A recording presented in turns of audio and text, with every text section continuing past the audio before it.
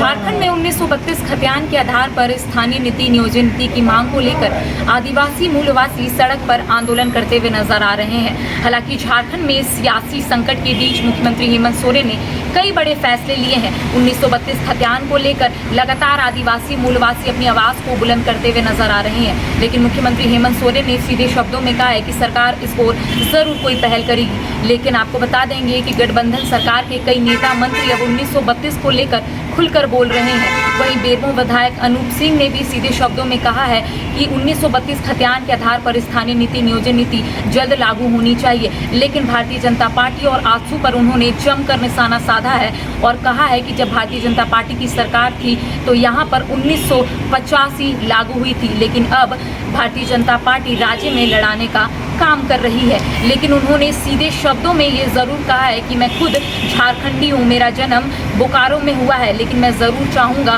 कि 1932 खतियान के आधार पर स्थानीय नीति नियोजन नीति जल्द लागू हो जाए। अपने कैमरा पर्सन विकास के साथ मैं करिश्मा सिन्हा, न्यूज़ 22 को रांची। आज निश्चित तौर पर जहाँ पे मैं खड़ा हूँ वो मेरे बेरमो विधानसभा की जगह है। आज राज्य को राज्य से लड़ाकर, धर्म को धर्म से लड़ाकर, जाति को जाति से लड़ाकर हमारे प्रधानमंत्री सोचते हैं कि हम हिंदुस्तान पर विजय पाएंगे। विजय वो जरूर पालेंगे, लेकिन हिंदुस्तान की तरक्की को बर्बाद कर कर वो विजय पाएंगे। ये बात हम लोग सबको समझने की जरूरत है। 1932 की बात आती है आज, और 1932 में आग लगाने का काम और लोगों को आपस में भिड़ाने का काम कोई और नहीं कर रहा है। यही बीजेपी वाले कर रहे हैं, यही आजसू वाले कर रहे हैं, जिन्होंने 1985 लागू किया। और यही के सांसद चंद्र प्रकाश चौधरी जी ने तत्कालीन मंत्री रहते हुए 1985 में साइन किया। और आज 1932 की बात करके वो हेमंत सोरेन सरकार पर निशाना साध रहे हैं। मैं एक बिहार राज्य से आता हूं, मेरी पैदाइश बोकारो में हुई है और मैं गर्व से कहता हूं कि जो झारखंड में पैदा हुआ है वो झारखंडी है। लेकिन मैं 1932 का भी विरोध नहीं करता हूं। क्यों नहीं करता, ये बात समझने की जरूरत है। आज के समय में लोगों को भड़काया जा रहा है। जो बिहार से लोग आए हैं उन्हें भड़काया जा रहा है, जो यूपी से लोग आए हैं उन्हें भड़काया जा रहा है। भैया ये पाकिस्तान से थोड़ी आए हैं, इन लोग भी हिंदुस्तान के निवासी हैं और इन लोग के पूर्वजों ने भी हिंदुस्तान के आजादी में अपना बलिदान दिया है। लेकिन 32 का विरोध हमें नहीं करना चाहिए। क्यों नहीं करना चाहिए? और पूर्व में भी मैंने बोला कि 32 लागू होना चाहिए, क्योंकि स्थानीयता के आधार पर मूलवासी और आदिवासी को अपना कास्ट रिलीजन लिखने का अधिकार मिलना चाहिए। आज पंडित अपने कास्ट के आगे पंडित लिखता है, राजपूत अपने कास्ट के आगे राजपूत लिखता है, कायस्थ अपने कास्ट के आगे कायस्थ लिखता है, तो एक आदिवासी अपने नाम के आगे आदिवासी क्यों नहीं लिख सकता है? इसका परिभाषित करता है 1932। जो झारखंड में पैदा हुआ वो नियोजन में आते हैं, उनको नियोजन में हेमंत सोरेन जी भी मानते हैं। इससे ये थोड़ी होता है कि 1932 लागू होने से बाद बाकी को नियोजन नहीं मिलेगा। इससे ये थोड़ी साबित होता है कि जो बिहार झारखंड से 50, 60 साल 70 साल पहले हमारे पूर्वज आके बैठ गए, उनके लोगों को हम 1932 होने के बाद बाहर कर दिया जाएगा। ऐसा बिल्कुल नहीं। आज अलग राज्य से आगे हमारी बहुएं भी यहाँ की विधायक है।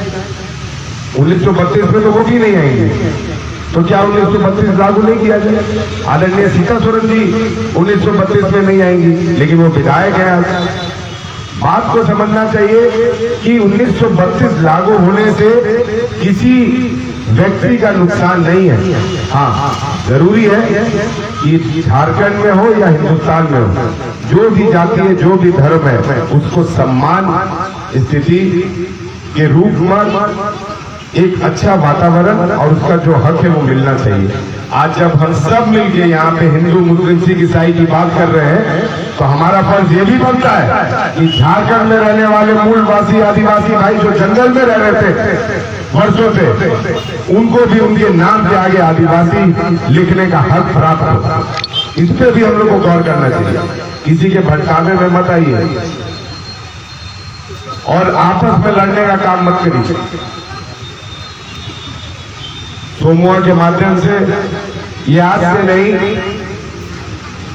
22 साल तो मुझे हो गया बेरमो में आए हुए, अपनी शिक्षा खत्म करने के बाद।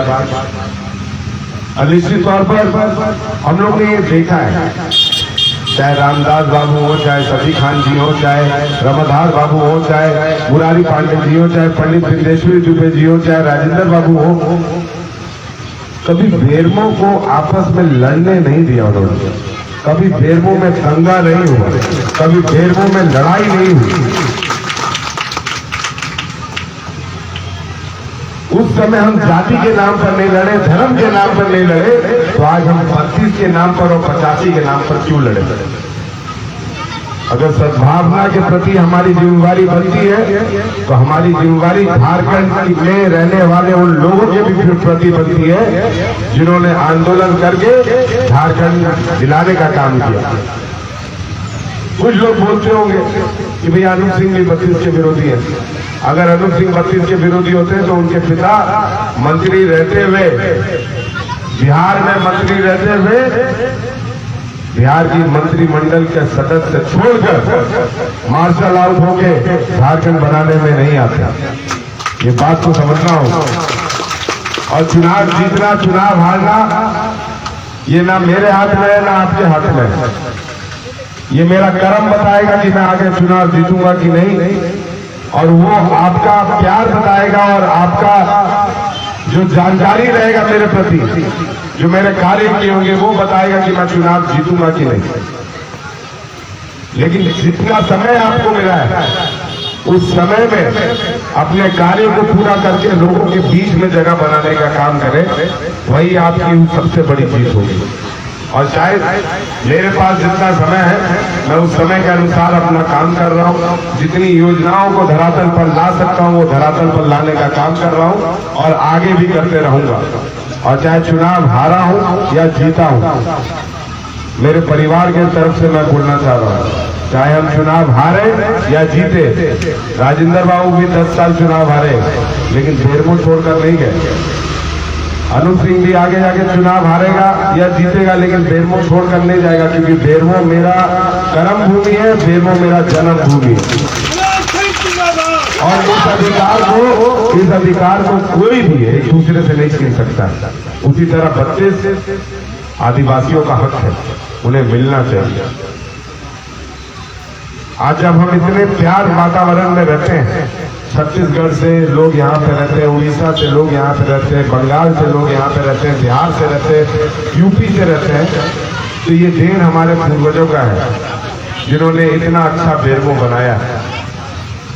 इस बेरमो को कोई धर्म के आधार पर, कोई जाति के आधार पर और कोई 32 और 85 के आधार पर बांट नहीं पाएगा।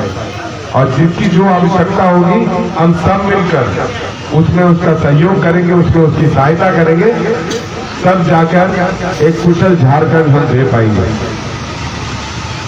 आज जिस तरीके से हम परमवीर अब्दुल हमीद जी की शहादत दिवस मना रहे हैं,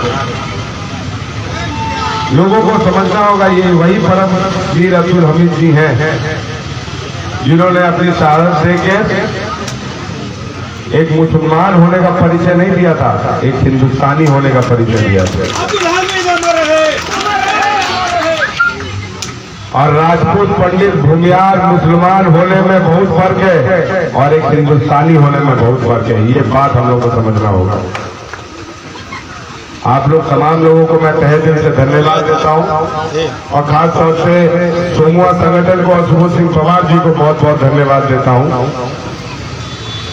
कि संगठन भावना से ऊपर उठकर, जाति भावना से ऊपर उठकर, धर्म भावना से ऊपर उठकर हम लोग ये शहादत दिवस को मनाते हैं। और ये साबित करता है कि हमारे पूर्वजों ने हमें क्या संस्कार देकर बेरमो में हम लोग को स्थापित करने का काम किया। तहे दिल से एक बार फिर से मैं परमवीर अब्दुल हमीद जी को नमन करता हूँ, माफी मांगता हूँ। मैं तो चाहता था कि हमारे गार्जियन लोग का यहाँ पे वक्तव्य सुनूं। जैतानंद दुबे जी बैठे हुए हैं, काशीनाथ जी बैठे हुए हैं, आपको गिरजा शंकर पांडे जी बैठे हुए, कलाम साहब बैठे हुए हैं, अनवर जी बैठे हुए, लेकिन मुझे पहले बोलना पड़ा। उसके लिए तहे दिल से उनके प्रति हाथ जोड़कर माफी मांगता हूँ। लेकिन मेरा कार्यक्रम बहुत ज्यादा है और समय कम है,